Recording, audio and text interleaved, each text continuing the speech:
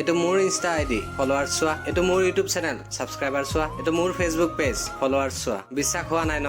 মোৰে হয়। যেতিয়া মোৰ প্ৰথম ভিডিঅ'বোৰ ভাইৰেল হৈছিল তেতিয়া মোক মোৰ লগৰ কিছুমানে কৈছিলে ইউটিউব চেনেল এটা খুলি ল, ফেচবুক পেজ এটা খুলি ল। মই ভাবিছিলো যে ইনষ্টাত যদি সাপোৰ্ট কৰিছে ফেচবুকতো কৰিব, ইউটিউবতো কৰিব। তাকে ভাবি পাছত খুলিম বুলি থৈ দিলো আৰু এতিয়াহে ভাবিছো ইনষ্টাগ্ৰামত ভিডিঅ' বনোৱাতকৈ ফেচবুকত বা ইউটিউবত বনোৱা হলে ভাল আছিল। বাৰে বাৰে লিংক দিয়াৰ পাছতো কোনো সাপোৰ্ট কৰা নাই। দুই এজন আছে সাপোৰ্ট কৰিছে, ক'ত 1,72,000 ফলোৱাৰ্ছ, ক'ত 1,000 সাবস্ক্ৰাইবাৰ আৰু ক'ত 46টা ফলোৱাৰ্ছ।